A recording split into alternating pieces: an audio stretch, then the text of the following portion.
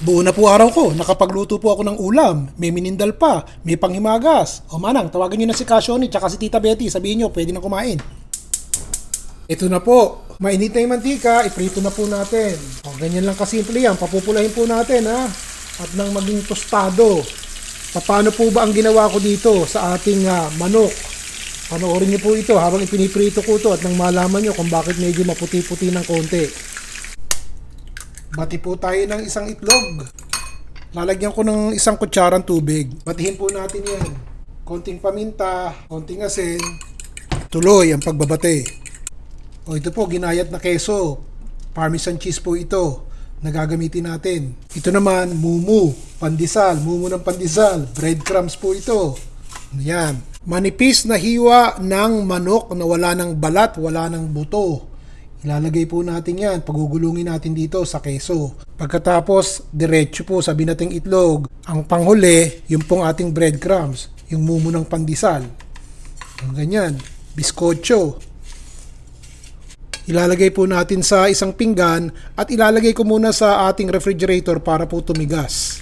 Importante po na inilalagay nyo muna sa refrigerator para po mag-set at kumapit yung keso, kumapit yung itlog, at kumapit po yung ating breadcrumbs dun sa manok bago natin iprito.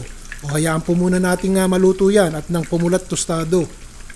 O ngayon, kapag kapuluto na yung kabila, itaob na natin. Ayan. Naku, ang ganda. Maninipis po ang hiwa nitong ating manok kaya madaling maluto. Pukpukin nyo ng pukpukin, ipaloob nyo sa plastic.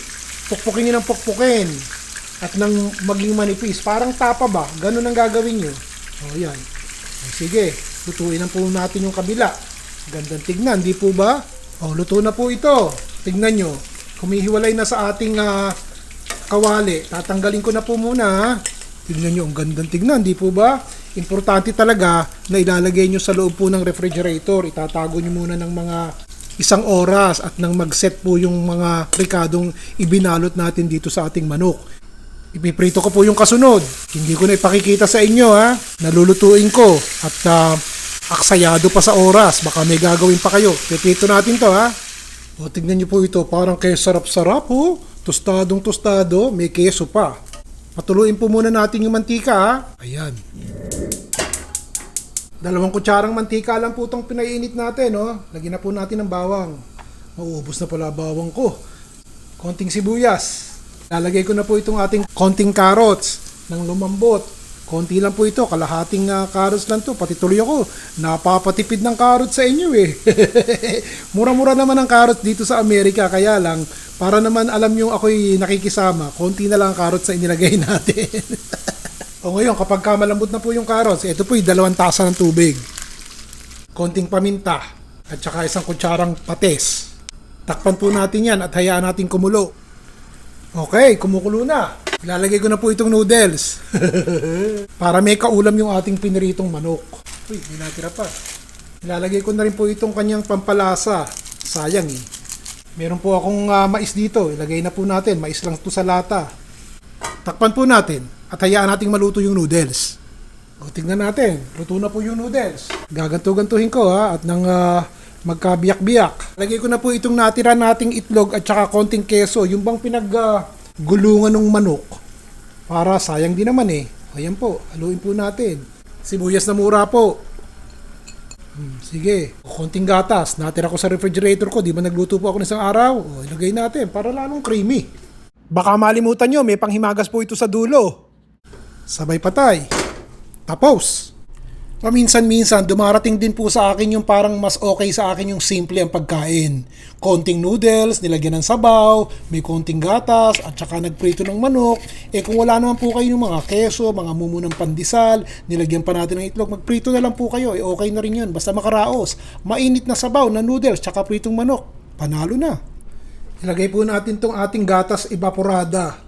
Sandali, sisindihan ko. Eh, nagpatay na po ng ilaw si Manang at nagliligpit na. Napansin ko, may mga ricado ko sa refrigerator na masisira. Ituloy na natin. So, ito lang po ang aking kinuha bago. 1 lata ng evaporada. Todo na po natin itong asukal. 1 tasa ng asukal at nang makapag-grocery na. Haluin po natin yan. Basta kung ano marating nitong ating minindal ha. Ayoko lang pong itapon yung mga ricadong natitira. Vanilla essence. O ito po, halaya sa bote. Ilalagay ko na. Halaya nga ba ito? Parang kamote eh.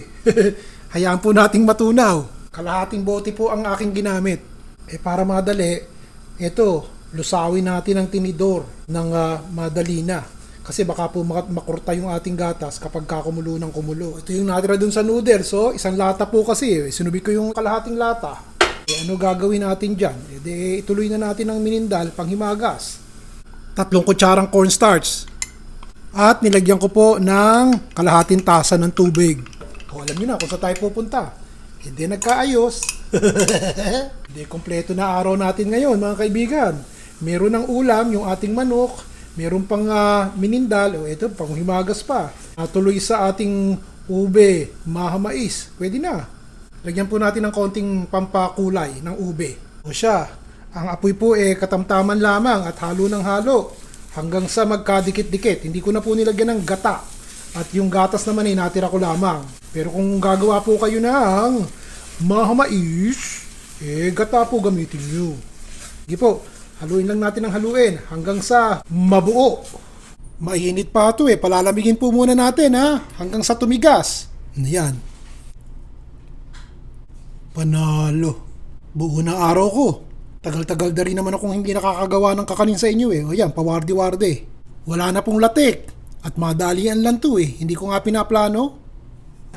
O nagustuhan niyo po ba? Ano po ba masasabi niyo? Pakisulat niyo naman dito sa baba at nang nabasa ko. O sa susunod po ulit. Si Ron Vilaro,